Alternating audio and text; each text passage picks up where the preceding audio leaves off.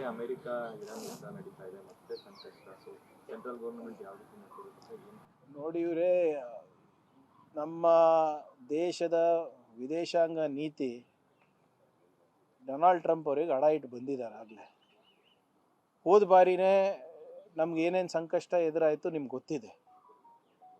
Zero preparedness ಇತ್ತು ನಮ್ಮ ದೇಶದಲ್ಲಿ.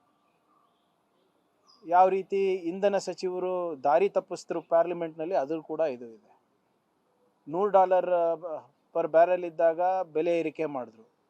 ಅದು $40 ಇಳಿದಾಗ ಬೆಲೆ ಇಳಿಸಿಲ್ಲ.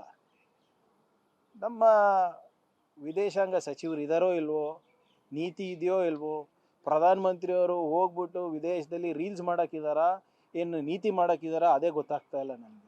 ಹೇಳಿ, ಇಷ್ಟೊಂದು ದೇಶ ತಿರುಗಾಡಿದಾರೆ ಅಂತ ಹೇಳ್ತಾರಲ್ಲ, ಇಷ್ಟೊಂದು ಅವರಿಗೆ ಮೆಡಲ್ ಸಿಕ್ಕಿದೆ ಅಂತ ಹೇಳ್ತಾರಲ್ಲ, ಎಲ್ಲ ಉನ್ನತ ಸ್ಥಾನಮಾನ ಅಥವಾ ಪದವಿಗಳು ಏನು ಅಲ್ಲಿದೆ, ಅವರಿಗೆ ಮೆಡಲ್ ಸಿಗಬೇಕಾಗಿದೆ, ಎಲ್ಲನೂ ಕೊಟ್ಟಿದ್ದಾರೆ ಎಲ್ಲ ದೇಶದವರು. ನಮಗೇನು ಲಾಭ ಆಯಿತು?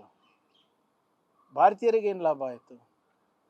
ಅದು ಈ ಬರೇ ಅದಾನಿ ಅಂಬಾನಿ ಬಿಸ್ನೆಸ್ ಹೆಚ್ಚಿಸಕ್ಕೆ ಇವ್ರು ಹೋಗ್ತಾ ಇದ್ದಾರೆ ಹೊರತು ನಮ್ಗೆ ಇಲ್ಲಿವರೆಗೂ ಯಾವುದೇ ಲಾಭ ಕಾಣಿಸ್ತಾ ಇಲ್ಲ. ತಮ್ಗಾನ ಸಿಕ್ಕಿದ್ರೆ ನಮ್ಗೆ ಹೇಳಿ.